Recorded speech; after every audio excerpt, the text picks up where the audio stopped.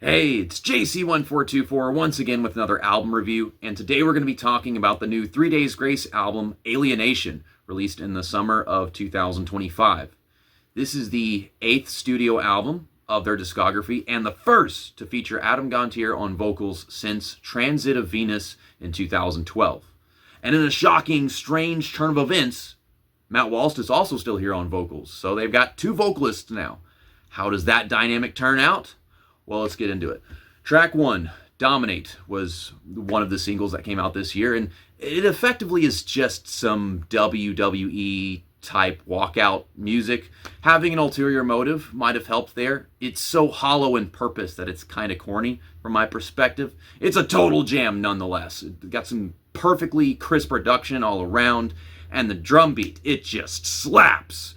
And I'm glad these guys are just having fun. I mean, you can really catch their attitude in the delivery of the verses here. See me coming, feel the threat, get under your skin, and into your head. I will dominate, seize the day. The second song on this album is Apologies. This is definitely got to be one of my favorites. It's supposed to be the most moving song of the album, but to me, it kind of feels mashed together in some places, even though it truly delves into a bottomless pit of struggle with addiction, to the point of just caving in to self-resent and a loss of hope. Something about the mix, though, it just seems like there's an excessive layering of vocals together and some unnecessary dynamic jumps from one section to another. But all in all, it is a beautiful expression of pitiful themes with the lyrical rhythm and the evolving guitar tone throughout. All I've been trying to get to me was never enough, never enough. I'm sorry, but I'm holding anger like a hammer. Track 3, Mayday, was the lead single, and I love this song. I think it's amazing. The back and forth of Adam and Matt with that wicked bass line, chef's kiss. The acoustic guitar texture is filthy beneath their very distinguished vocal approaches that we know them for at this point, and it's easily one of the best hooks that they've ever written. That dancey stuff really turns into an anthem at the end. The bridge and other transitions take the song that's already about grinding through chaos in life to a sick level with this glitchy ambience. The more you know nothing. We walk like dead people who haven't died yet. We ride like passengers without a pilot. Kill Me Fast is the 4th track of the album, and I do wish artists would stop front-loading entire albums with singles. You want to start the album and get something new and maybe spread it out a little bit, but whatever, that's beside the point. Maybe people are not going to be into adult contemporary pop rock as much as I am, but for what it's worth, it is extremely well done. I know this feeling as well as anyone, and the somber guitar line echoes just right in the mix. This is kind of like When I Was Your Man by Bruno Mars, except instead of going out with dignity, they're going out with pity. Fuck. There's a bit too much auto-tune here, and not enough of an audible guitar solo, but it is another musically moving track, and the bass reels it in while staying in control. Tell me when it's over. Don't make me ask.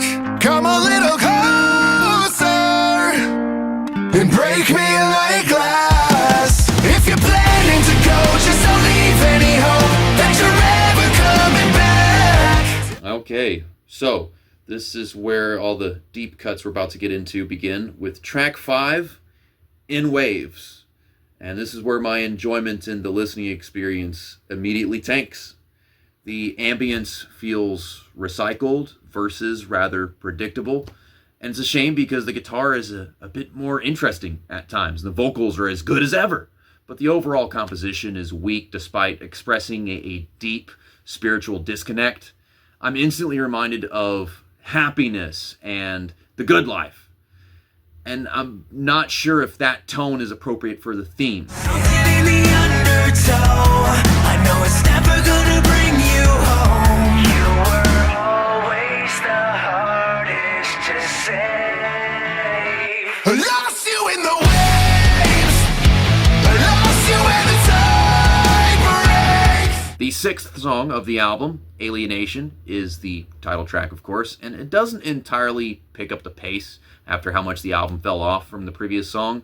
It is much easier to get into due to the rolling guitar rhythm, the drums that are amazing in the bridge, and the bells that kind of lull in between everything. The hook is not too captivating, though. If anything, it leaves me dissatisfied with the chorus. It's easy to follow along with, but it's just not flowing too well, in my opinion. And it's a shame because the lyrical themes of feeling dejected from society are a little adventurous for 3 Days Grace. I'm lost in the confusion. I'm feeling less than human. We're all outsiders, fallen fighters. No one knows we're making an alienation. You know what comes after track 6? 7. Never Ordinary. If you thought that was annoying, if not for the powerful and crafty guitar work, the overused hook would just kill it for me. It's sung like maybe 8 times or 10 times, something around there. The instrumentation, it does hit hard despite being centered around the acoustic guitar-like ballad that it is. But personally, I find the themes a little too sappy. Not as much as the title track from their last album, but it's, kind of in that ballpark. But Sophie Simmons' voice, along with Lindsey Sterling's violin, add quite a bit of brilliance to the overall finished piece here.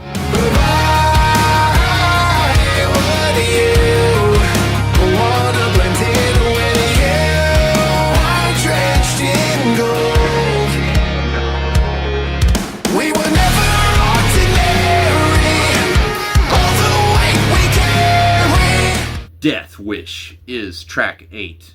That is the lead single to this album that's always been sitting in my background. I really like that song so much more than this one. But this is one of the more fun, catchy songs of the album. It's a nice driving jam from the bass and the guitar when paired together. The angsty, YOLO-esque writing style is certainly corny, but it's delivered quite well. The guitar solo adds something mildly visceral to the song, so it's not structurally flawed in any particular way, unlike previous tracks on this album. But this one even closes with a final chorus, having an occasional dynamic of some vocal harmonies. And so this one, it definitely does land well with me. Be careful what you wish for.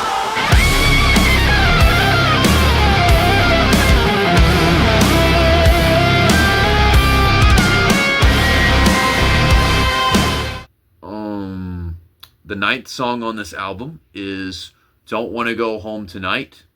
It's got like an 80s love song influence, in my opinion, due to the low, wavy bass tones. Kind of like Take My Breath Away by Berlin, the song that was made popular by the Top Gun movie. It might be in the same key and come from a similar place emotionally, but it's, of course, a bit more explicit because it's fucking 3 Days Grace. But the mixture of endearing melodies and themes with the aggression from those harder drums is probably what gives me that impression. But it just feels like a slightly sloppy clashing of ideas. And then the duet and the bridge, its own underwhelming issue. Didn't matter where we went, we just drive and get high and I don't wanna go home tonight. I don't wanna go home tonight. Then you got track 10, which is a 10 out of 10 song as far as I'm concerned. In Cold Blood is my second favorite behind Mayday. Primarily for its depiction of relationship grievances, it focuses on characterizing the connection that is failing as its own form of life, but it still points out that the blame game doesn't change the end result. And I am pulled in every time by the transformation from hurt and gloomy verses with imagery of such into this sincere chorus that just lays out reality. And then it goes into this aggressive and angry section that helps build up some really satisfying closing vocal harmonies. 'Cause we stopped trying to run out of time to save love, to save us. But don't call it suicide, we let it die.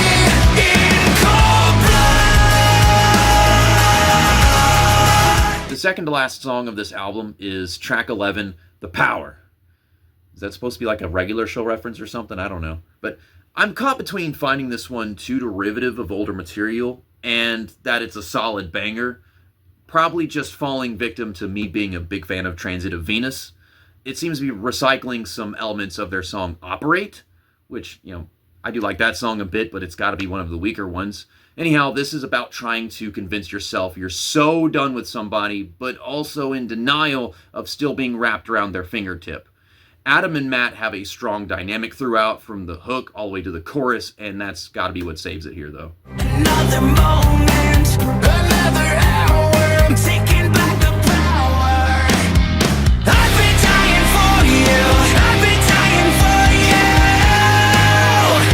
I just can't love you anymore. And then track 12 is Another Relapse, and I'll say this is a pretty dang good ending to the album, with the way the hard, driving riff from the bridge just loops into a fade, and it plays into the lack of topical resolution, this characterization, antagonizing substance abuse, and this endless cycle that it can be.